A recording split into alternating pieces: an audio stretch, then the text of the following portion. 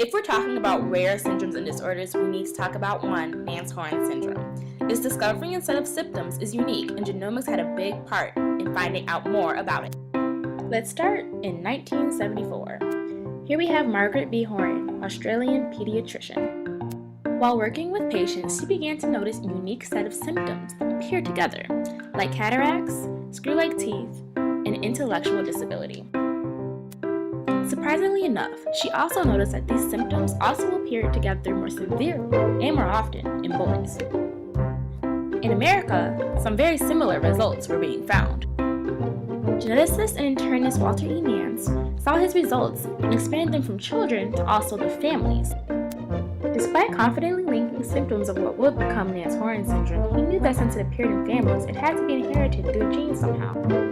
Though it took a few years later to be developed, Nance likely used Sanger sequencing to locate or map this gene.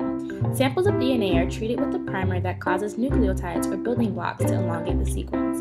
This lengthening won't stop until an oxygen is tagged onto the end and labeled in 4 fluorescent colors. Finally, a jolt of electricity is delivered. The result is called an electropherogram, and thanks to the 4 different fluorescent tags used, we have a graph illustrated with different wavelengths. Each wavelength refers to a different building block, which all come together to create an entire sequence. The real magic began once you had 2 DNA sequences, one mutated and one not.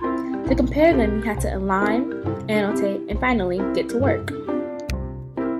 When looking at the sequence of a gene that can cause Nance Horan syndrome, just think of the sequence in terms of blocks like before. If it lined up correctly, it's easy to see where a difference is. mRNA, which is read in frames of 3, tells us if this difference is functional. Each of these frames results in a working protein except for the one with the mutation, which tells production to stop. When protein production is prematurely stopped, symptoms appear and confirm the mutation's impact. And with knowledge of a sequence in higher incidence in males, scientists know to begin their search for the gene on the X chromosome. Once found, scientists can locate it in individuals, say who is affected and who is not. For the first time, Nance Horan can be diagnosed not by what it looks like, but by its genes, making it a genetic disorder. So, what is a genetic disorder? Genetic disorders are caused by genes located on chromosomes, of which we have 23 pairs. The 23rd pair determines sex, female XX, male XY. Nance Horan syndrome is caused by mutation on the gene NHS on the X chromosome. This means it's likely expressed in males, since males only have one X chromosome.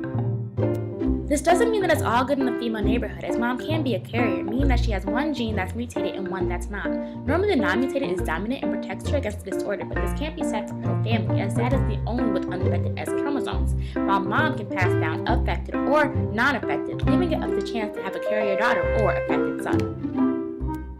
According to the National Organization of Rare Disorders, Nance Horan syndrome is usually only fully expressed in males, though females who are carriers or heterozygotes show less severe symptoms of the disorder, and it shows congenitally or at birth. Medical literature also shows that only about 50 families have records of the disorder.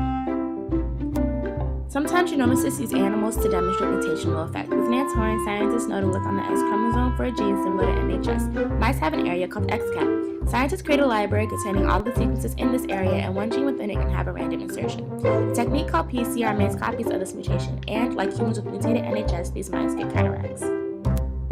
Much of what we know about Nance Horan syndrome today can be contributed to the joint efforts of Edward Nance and Margaret Horan, as well as genomic technology involved in Sanger sequencing and animal models.